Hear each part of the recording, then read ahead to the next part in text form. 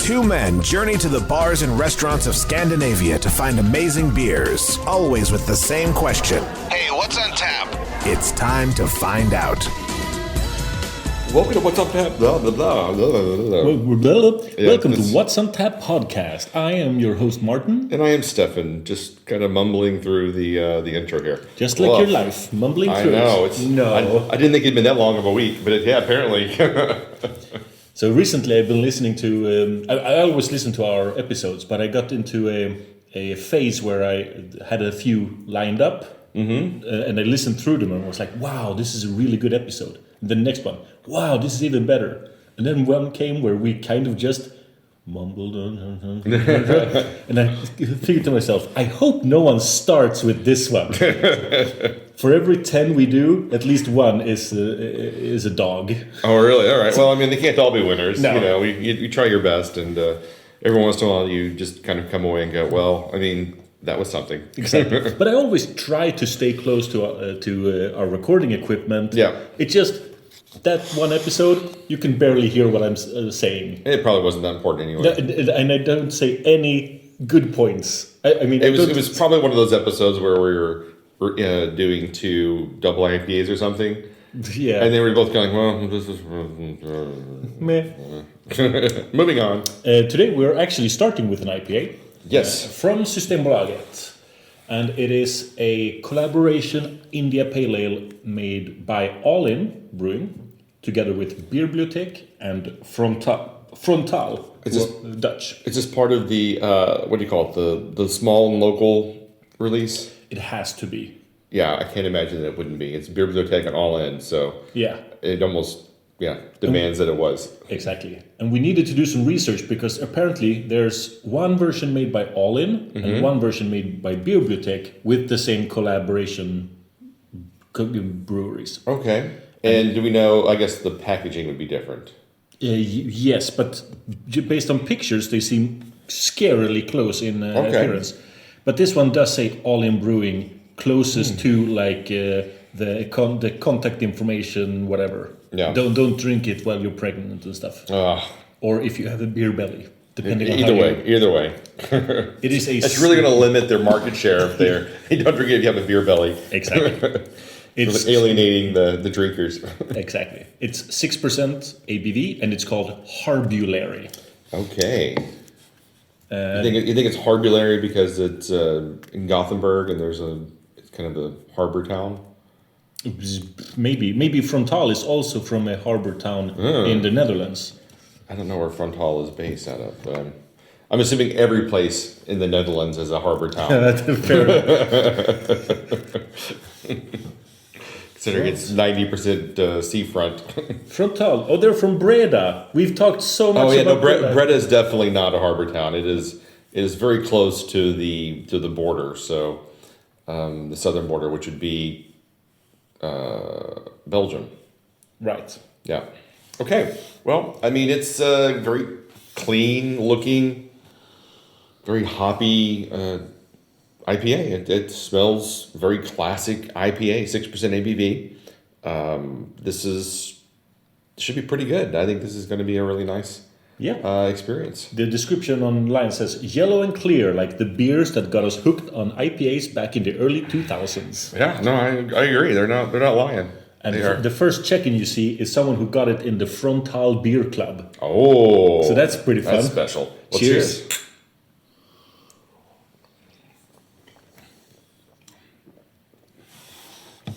They didn't say which hops they used, did they? No.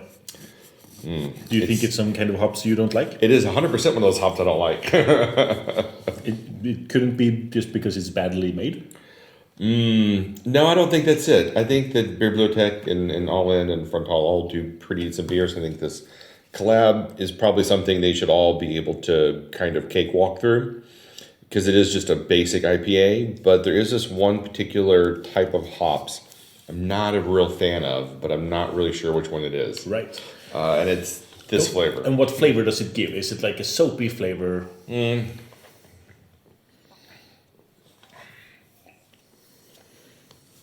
No, I don't really know how to describe it. It's kind of just like a harshness to it. Astringent. Not really astringent, but more. It's pretty bitter. Yeah, but it's not the bitter. I wish I had some water to cleanse my palate with, but so I could re-experience the first try because it was really dominant there. But it's just kind of. It's not like Idaho 7 or which kind of has that rotten melon kind of flavor to it. This is more closer to like grass or it's not in the floral area. It's in that other not quite piney region as well. So somewhere in kind of this middle state. And I don't know what that hops is. And it's a shame they don't list the hops that they used here. That is a shame. My interpretation of this is that when hops get to a certain age, the floral ones kind of lose their floral touch. The tropical ones lose that touch. And they just become this bitter, like catch-all flavor that most IPAs have like in the back of the genuine hop flavor. Yeah. I wonder if this isn't just either older hops, like they've been lying around too long, or if it's some kind of German hops, because they never really could be go. a German hops. I think that might be, because sometimes you get like a Pilsner or something from, it could be like a Saz, is that? Yeah, Saz. Something like that. It might be something like, when you say that, I'm like, I think that's where I'm getting the flavor from, is I had a Pilsner last weekend, and it kind of reminds me of that a little bit. So when you say that, I think that's exactly where it's coming from. Yeah, it actually has some Pilsner qualities to it, this one. But it's not really my favorite beer. I think these three breweries could have come up with something better, unless they were trying to go for like something that the wide masses would enjoy. Kind of a mass enjoy. And I think it might be what they're going for here. I think they're looking for kind of a broad appeal. Yeah. I don't know that this is getting them that. No. I think it's good, not great. It's okay, but it's not something I really want to drink a lot. No. So for me, the equivalent of this would be the Rimmerlov Genus, which I think is a pretty solid all around, just straight down the line IPA. There's nothing special about it. It looks clean. It's got this kind of nice hoppy aroma. It's a little bitter on the back end. Just a pretty much a regular, everyday 3.5 exactly AB, not 3.5 AB, but 3.5 rating IPA. And I think that's what they're going for here. And I think that's kind of what they delivered. It's a 3.5 rating IPA. For me, I think it's close to 3. 3. I could give it a 3.25 as well. Just I wouldn't reach for this one again. No, it's not one of my favorites. I definitely don't think I would drink it again, but I don't think it's bad. I don't think they've done a bad job with it. I just don't think that the hops that they used is one that I enjoy. To be fair, when I give a 3, that is not a bad beer. It is somewhere in mediocre country. I think that the mouthfeel is really good. For something like this, it could be extremely thin, but it's not. It's got kind of a nice rounded mouthfeel to it. It's got some decent carbonation on it. So I think overall, it's a very well-made beer. That's why I think it's... I'm giving it the extra more than a 3 because I think that the quality is there. And I think that the other components of it are good. I just don't like the hops profile. Right.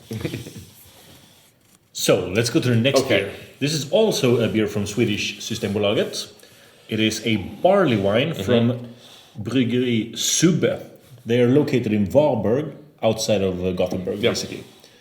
I think it's a 14% ABV barley wine.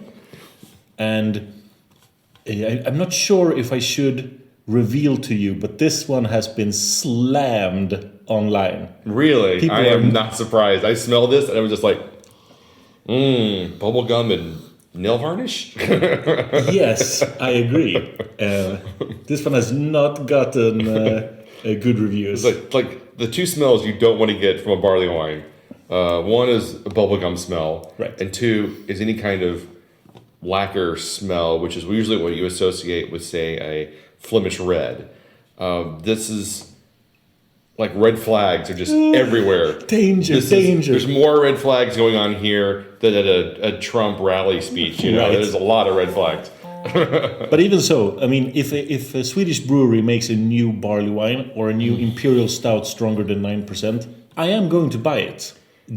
Just based on Swedish homerism. Yeah, but this is 14%. Yeah. And it is best before 2028. Yikes. Yeah, Woof. yeah, sure. Okay, yeah, who knows? Let's try Cheers. it. Cheers. Oh, that smells rough.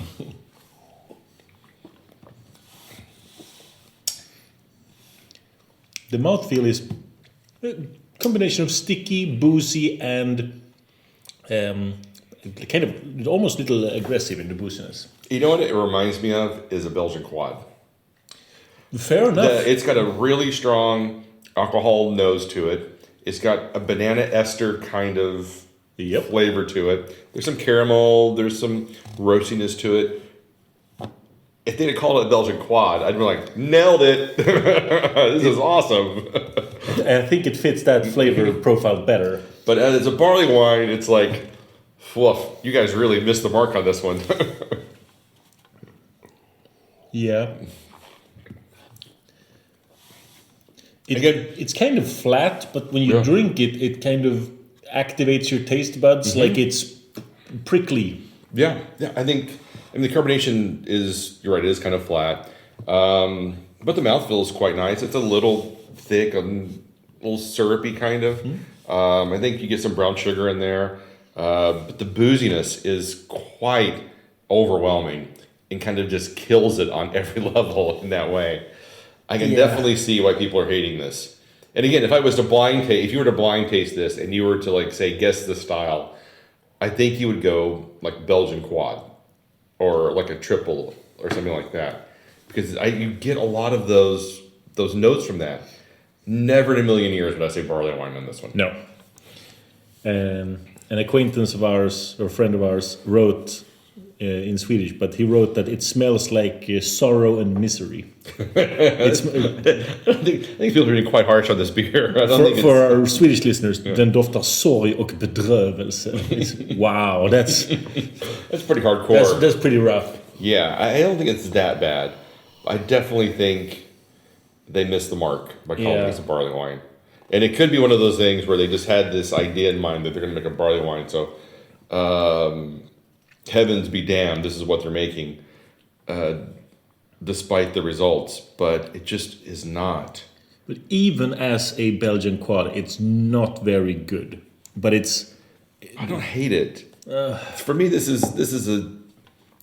Hate is such a strong word with a beer like this. For me, it's a 2.5. I was going to give it like a 2.753, something like pretty, that. Yeah. I mean, I don't not like it, but again, I don't want to drink it again because it's so boozy. It's so much alcohol heat. And maybe if this had 20 minutes to decant and let some of that burn off, maybe it would be better, but you shouldn't have to do that. Exactly. With this kind of beer. But also, barley wine is it's a style with long roots, and it comes with a certain expectation. You could just call this a strong ale and just get away from us looking for style markers. If you were to call it a Belgian quad, I think the purist would say, this is not a Belgian quad due to this very specific sugar. You're not using the right sugar types and stuff like that, and the right yeast and whatnot. But there are so many beer styles that are just catch-all. Yeah, if they had called it a strong ale, I think they would have gotten a much better review. I think on this so too. Overall. Well, this is fun. I don't think we've had. We've had All In on the show before. We've had Beer Bibliothek on the show as well. Yeah, but a collab All In Beer Bibliothek Frontal that piqued my interest enough. And Subbe, as far as I know, we've never had on the show. 100%, we've never had Subbe on the show. Right. So that's kind of nice to have a new brewery always on the show. If you ever go to Varberg, they have one beer place. Oh, really? Varberg Beer Hall. Oh, okay. That's the only place. Well, they've named it. Yeah. And they have something like 14 or 20 taps, Okay. but never any imperial stouts. Never any imperial anything. They'll have like 6 random lagers from different Swedish breweries, and then some local stuff from Subbe, and then that's it. Or like 2 or 3 guest beers, but never anything strong or exciting. You go, this is a waste of... Why have so many taps if you're not going to... Exactly. To like run the gamut from like light to dark. I mean, light to heavy kind of. Exactly. Really... The reason why you would have more than 10 taps is to afford to have 1 imperial stout tap. If you only have 3, I get it. You can't sit on an imperial stout for 3 months while it exactly while it runs prime out. real estate. Yeah. But when you have 10 or more, you definitely can afford that. Exactly. That's weird that they don't do that. I wonder if there's a reason why. I think cost. They're more expensive beers, and if their clientele doesn't want to buy expensive beers, because those backwater heathens in Valberg. Exactly. So Valberg is basically a really large suburb of Gothenburg at this point, because it's only 30 minutes by train. I'm guessing 40 minutes something by like that. So it's really, really close to Gothenburg. Gothenburg is the second largest city in Sweden. So yeah. The point of Varberg is they have a huge area of, like, when I say cottages, I actually mean like summer homes. Okay. That summer homes with a little patch of grass, and then it's close to the water, and it's very nice. And they have an ancient fortress where I've been there. You've been there, yeah? And they might have seen Bockstensmannen, the Bocksten man. He was buried in a swamp. He was a bog marsh man. Yes. Also seen him? Exactly. And on one of my first trips to Sweden, I went to Varberg. Nice. And then now you've seen Varberg. You've done it. I've seen it all. Yeah. It was also the first, what do you call those? Bathhouse out in the water. Ah, nice. First time I saw one of those as well, I was like, wow, that's really neat looking. That's all we got for this episode. I hope you enjoyed it. It was a lot of fun to do. You can find us online at Spotify, YouTube, Facebook, Instagram, and other places where they have podcasts. You'll find us. So until next time, keep drinking it, dum-dums.